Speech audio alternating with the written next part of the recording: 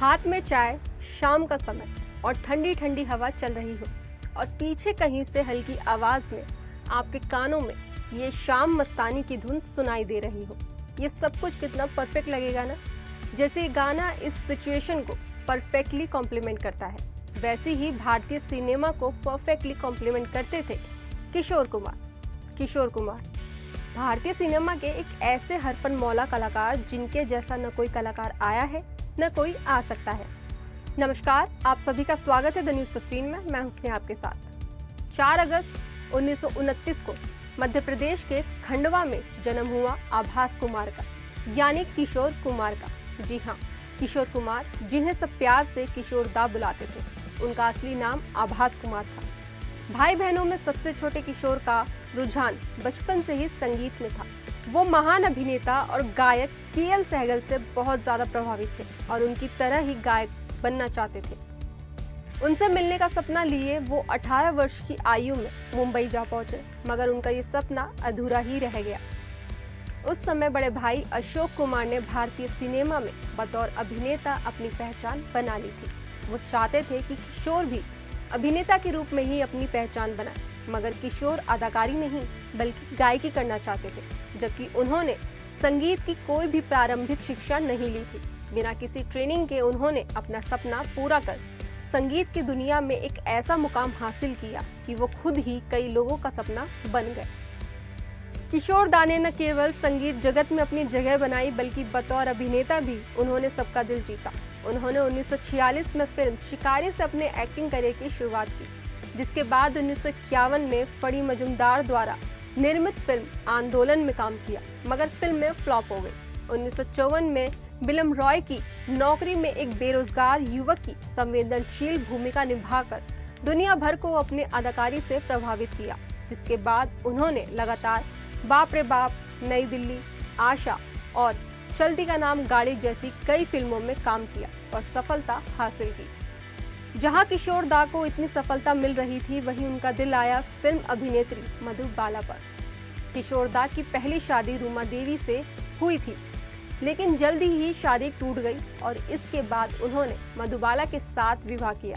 उस दौर में दिलीप कुमार जैसे सफल और शोहरत की बुलंदियों पर पहुंचे अभिनेता जहां मधुबाला जैसी रूप सुंदरी का दिल नहीं जीत पाए, वहीं मधुबाला किशोर कुमार की दूसरी पत्नी बनी। 1961 में बनी फिल्म झुमरू में दोनों ने एक साथ काम किया। यह फिल्म किशोर दा ने ही बनाई थी और उन्होंने खुद ही इसका निर्देशन किया था। इसके बाद दोनों ने 1962 में बनी फिल्म हाफ टिकट में एक साथ काम किया, जिसमें किशोर दा ने यादगार कॉमेडी कर अपनी एक अलग छवि पेश की।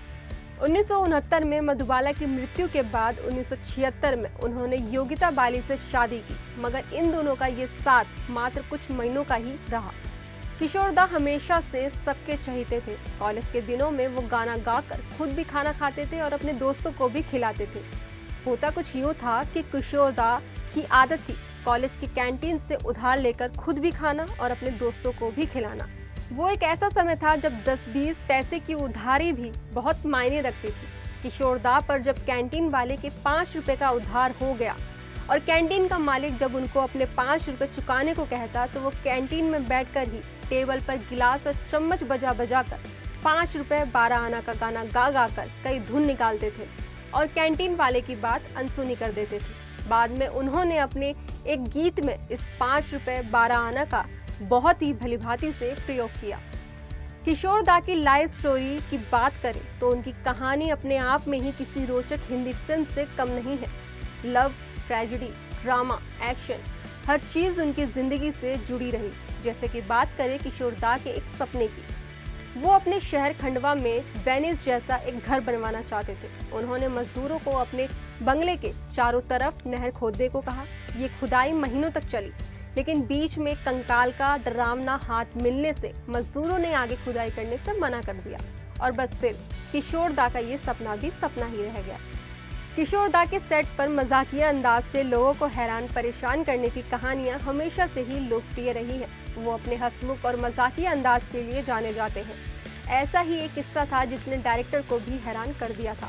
हुआ कुछ यूँ कि किशोर दा हमेशा अपनी फिल्मों के लिए एडवांस पेमेंट लिया करते थे, मगर एक फिल्म के लिए उन्हें डायरेक्टर ने आधी पेमेंट की अगले दिन सेट पर किशोरदा केवल आधे चेहरे पर मेकअप लगाकर पहुंच गए। जब डायरेक्टर ने इसकी वजह पूछी तो उन्होंने कहा, आधा पैसा आधा मेकअप। उनके जिंदगी जीने का तरीका काफी अलग और दिलचस्प था।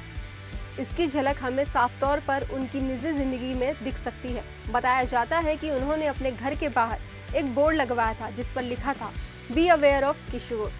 इससे जुड़ा एक काफी चर्चित किस्सा है। एक बार निर्माता निर्देशक H.S. रवेल उनके घर पर उनसे मिलने आए और उनसे हाथ मिलाने की कोशिश की तो किशोरदा ने उन्हें अपने मुंह से काट लिया और कहा कि आपको घर में आने से पहले बाहर बोर्ड को पढ़ लेना चाहिए था।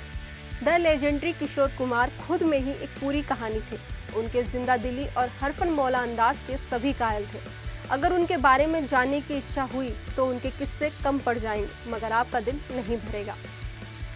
आज की रिपोर्ट में बस इतना ही। ये रिपोर्ट लिखी है हमारी साथी अदिति पांडे ने। बाकी अगर आप हमारे इस चैनल पर नए हैं तो इस चैनल को सब्सक्राइब कर इस वीडियो को लाइक एंड शेयर करना न भूलें।